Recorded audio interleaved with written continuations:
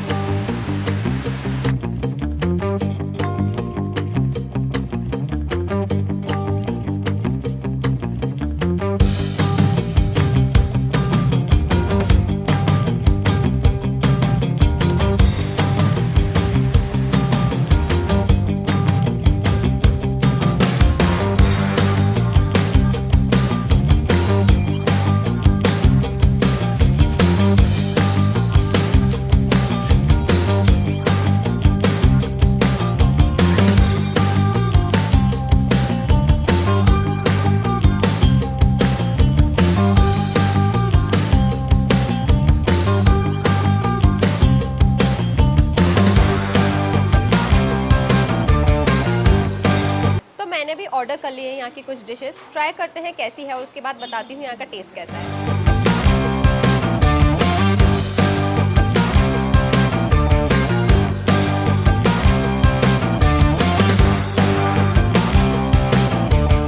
तो अब हम बात करने वाले हैं यहाँ के ओनर से, मिस्टर राहुल सर से, और वही हमें बताएंगे यहाँ के होम कैफ़े का कॉन्सेप्ट क्या था और कैसे उन्हें ये आइडिया आया इंदौर में स्टार्ट करने का। Hello sir. तो पहले तो मैं आपका वेलकम करूंगी हमारे चैनल में और आपसे ही जानना चाहूँगी कि कैसे आपने इस खूबसूरत से कैफ़े को स्टार्ट करा। तो एक्चुअली मतलब फ़ूड का पैशन तो मुझे बचपन से ही था, लेकिन इस लाइन में आने का ऐसा कोई प्लान नहीं था। तो बड़े होने के बाद फिर सोचा जब कुकिंग करनी है तो उसका फॉर्मल ट्रेनिंग लेना ज़रूरी है, तो इसलिए फिर मैं होटल मैनेजमेंट किया। तो पुणे में मैंने होटल मैनेजमेंट कोर्स किया और then I work with Taj group of hotels, Taj blue diamond Pune और उसके बाद ताज एक्सोटिका गोवा। तो इन दोनों जगह मैंने काम किया और फिर ऐसा लगने लगा कुछ टाइम बाद कि खुद कुछ करना शायद ज़्यादा, तो उसमें मज़ा आएगा, कुछ करने में। हाँ, प्रॉफिटेबल भी रहेगा और अपना पैशन फॉलो करने के लिए वहाँ पे 5 स्टार में काम करने के कुछ अपने रिस्ट्रिक्शन अलग होते हैं, तो बहुत ज़्यादा एक्सपेरिमेंट करने की आज़ादी नहीं होती वहाँ पे। जो पैटर्न में जो चल रहा है काम आपको वैसे ही फॉलो करना पड़ता है। तो इस कारण से फिर मैंने कहा इंदौर ही बेस्ट प्लेस है, होम टाउन है, तो यहीं शुरू किया जाए। तो जब यहाँ वापस आया तो तब कुछ एग्जैक्ट प्लान नहीं था क्या करना है, फिर ऐसे ही घर में ही शुरू करने का प्लान आया और फिर ये धीरे धीरे स्टार्ट हुआ एक्चुअली। तो जब हमने स्टार्ट किया तब मेन्यू भी हमारा कुछ ज़्यादा वास्ट नहीं था, तो एक छोटे से मेन्यू से हमने स्टार्ट किया और आज इतना मतलब मेन्यू बड़ा हो चुका है। तो सर आपका जो प्रोफेशनल करियर था वो ऑलरेडी बहुत अच्छा चल रहा था जैसे आपने बताया। हाँ। तो आपको आइडिया कैसा है कि आपको कैफ़े ही स्टार्ट करना चाहिए?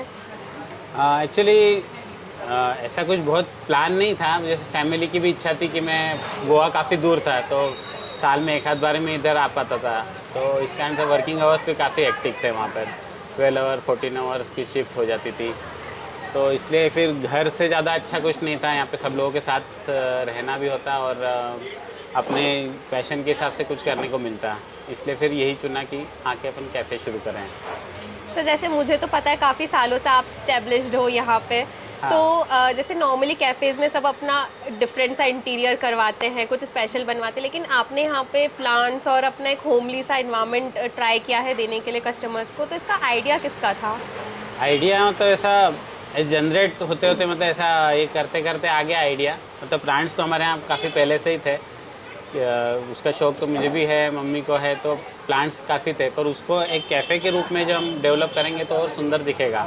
और मोस्टली सब स्टूडेंट्स बाहर से आते हैं तो उनको एक होमली फील आता है यहाँ पर आने के बाद, तो उसका बहुत फ़र्क पड़ता है। आजकल जो कैफ़ेज़ में इंटीरियर और सब होता है उसका एक वाइब्स अलग होते हैं, और आप यहाँ पे आने के बाद एक वाइब्स आपको अलग फील होंगे, होमली फील होंगे। जैसे हम लोग खुद ही यहाँ पे सब बनाते हैं, यहाँ पे कोई स्टाफ हमारे यहाँ नहीं है, मैं और मेरी वाइफ कुक करते हैं और काउंटर जो है मेरे पिताजी देखते हैं। तो रिटायर्ड बैंक ऑफिसर हैं वो, तो वही सब देखते हैं और हम लोग सब घर के ही लोग मिल के ही करते हैं। आप यहाँ जो इंटीरियर में पेंटिंग देखेंगे वो भी भाभी ने किए हुए हैं, मतलब वो भी किसी बाहर से आर्टिस्ट बुला के नहीं किया है, उन्होंने खुद ही किया है। आपने पूरा एक होममेड इन्वायरमेंट हाँ। यहाँ पे रखा है टोटली। Total homemade. तो सर जैसे नॉर्मली तो आप कैफे में भी स्विच कर सकते थे, मतलब किसी दूसरी लोकेशन हाँ। पे, क्योंकि ऑलरेडी यहाँ पे काफ़ी कंपटीशन है इंदौर में और आप काफ़ी सालों से हाँ। चला रहे हो, तो आपका नाम तो ऑलरेडी बन चुका है, इवन आई नो। तो आपने क्यों नहीं सोचा कि आपको कोई अदर लोकेशन पे कोई कैफ़े लेके या कोई प्लेस लेके स्विच करना चाहिए, घर ही क्यों? घर में एक तो कन्वीनियंस था करने का अपने हिसाब से कि कभी भी टाइमिंग्स भी कर सकते हैं, और दूसरा ऐसा है कि जब तक हम लोग खुद कर रहे हैं तो ये जो टेस्ट आपको इतने अब 13 साल हो चुके हैं चालू करके, तो ये जो टेस्ट की कंसिस्टेंसी है, क्वालिटी की कंसिस्टेंसी है, वो इसी कारण मेंटेन है। यदि आप इसको बड़े इस पे ले जाते हैं, स्केल पर ले जाते हैं, तो उसको मेंटेन करना इतना आसान नहीं है। इवन ऑनलाइन प्लेटफॉर्म पे भी नहीं इसको जोड़ा है अभी भी, स्विगी जोमेटो किसी पे नहीं है। उसका मेन कारण यही है कि यहाँ जो कस्टमर बैठ के खाते हैं उनकी क्वालिटी मेंटेन होने के लिए वो ज़रूरी है। जब ये डबल बिजनेस यदि डबल होने लगेगा तो वो क्वालिटी मेंटेन करना पॉसिबल ही नहीं है, मतलब आप इस रेट में ये क्वालिटी दे नहीं पाएंगे। और क्वालिटी देने का घर में होने के कारण जो ओवरहेड्स नहीं है मेरे पास, ओवरहेड जो आते हैं रेंट और स्टाफ का, तो वो मैं अपनी क्वालिटी में दे पाता हूँ इतनी रेट में। नहीं तो यदि ये क्वालिटी आपको मेंटेन करनी तो आपको रेट्स भी ज़्यादा देने पड़ेंगे। और सर जैसे इसके साथ इस एरिया में बहुत ही स्टूडेंट क्राउड मैंने नोटिस किया है, तो आपका टारगेट कस्टमर क्या है यहाँ पे बेसिक? टारगेट कस्टमर स्टूडेंट्स तो है ही, जैसे हमारे यहाँ यूनिवर्सिटी के स्टूडेंट्स काफ़ी आते हैं, IMS के, IIPS, इन सब यूनिवर्सिटी के स्टूडेंट, इवन स्टाफ भी काफ़ी रेगुलर कस्टमर है, और उसके अलावा फैमिली कस्टमर्स भी काफ़ी आते हैं। तो टारगेटेड मेन तो यही कस्टमर्स हैं, मतलब विदाउट स्टूडेंट्स तो मतलब स्टूडेंट से ही बिजनेस चलता है ऑलरेडी। 70% बिजनेस तो उनसे ही है। तो उनको हम क्वालिटी दे पाएँ और जितना रेट कम से कम रख सकते हैं, जैसे बहुत कम तो नहीं कर सकते रेट। स्टूडेंट्स के हिसाब से पॉकेट फ्रेंडली रेट्स हाँ। हैं। तो सर स्पेशलिटीज़ क्या है, मतलब क्या स्पेशल है मेन्यू में जो फ्रीक्वेंटली सेल होता है या बहुत ही लोग पसंद करते हैं खाना? इसके अलावा और क्या यहाँ पे सेल होता है? हमारे यहाँ मोस्टली मतलब ऐसे तो सभी मेन्यू आइटम्स के लिए कस्टमर है मेरे पास, जो कुछ लोग बर्गर के लिए आते हैं, कुछ लोग गार्लिक ब्रेड है, तो पास्ता काफ़ी शुरू से लोगों को बहुत पसंद है यहाँ का। पास्ता हो गया, गार्लिक ब्रेड हो गई, पेस्टो सैंडविच है, फिर चीज़ी डिलाइट सैंडविच है, ये जो कुछ एक चीज़ें काफ़ी। और अब मेनली होममेड्स केक काफ़ी जाते हैं, मतलब वो भी हमने स्टार्ट किए थे, 8-10 साल हो गए उसको भी शुरू करके। सर केक और ये जो जितना भी रेसिपी रहता है वो रहता किसका है, आपका या मैम हाँ, का? हमारा ही रहता है, और कुक कौन करता है? हम ही लोग करते हैं मिल के ही। अब तो जैसे उनकी ट्रेनिंग तो मेरे साथ ही हो गई, वाइफ की साथ साथ सीखती गई, तो अब वो भी ट्रेन हो चुकी है, तो अब सभी चीज़ें वो भी कुक करती है। तो अब हमारे केक का काफ़ी डिमांड होती है, मतलब विदाउट आइसिंग जो होममेड केक्स चलते हैं उनकी बहुत डिमांड है यहाँ पर। सर आप अपने हिसाब से बताइए क्या कि बेस्ट सेलिंग रेसिपी कौन सी है आपकी, तो हम भी ट्राई करेंगे उसे। बिल्कुल, आप पेस्टो सैंडविच खा सकते हैं, या एग्जॉटिक वेजी पास्ता है वाइट सॉस में, बेक पास्ता है, वो आप ट्राई कर सकते हैं ज़रूर। तो इसके अलावा सर आपने कोई बिजनेस एक्सपांशन प्लान सोचे हैं इसके आगे, क्योंकि ऑलरेडी आप बोल रहे हो 13 इयर्स हो चुके हैं, तो इसके हाँ। आगे कुछ?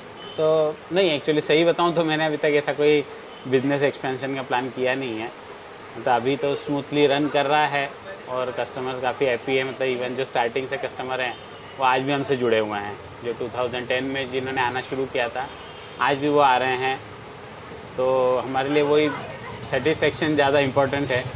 तो इस काइंड से उसको बड़े स्केल पे ले जाने का अभी तक तो कोई प्लान नहीं है, तो आगे होगा कि नहीं वो भी कह नहीं सकता मैं।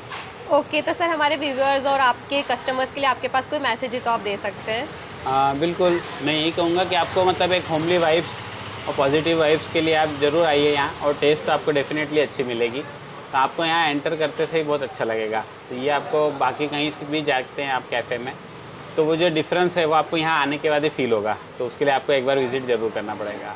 Okay, thank you so much sir, it was nice talking to you. Thank you. तो अगर हमारा वीडियो पसंद आया हो तो इसे लाइक और शेयर करें, साथ ही हमारे चैनल फूड नगरी को सब्सक्राइब करना ना भूलें, और आगे आने वाले वीडियोस के लिए बेल आइकन दबाना ज़रूर याद रखें। Good bye.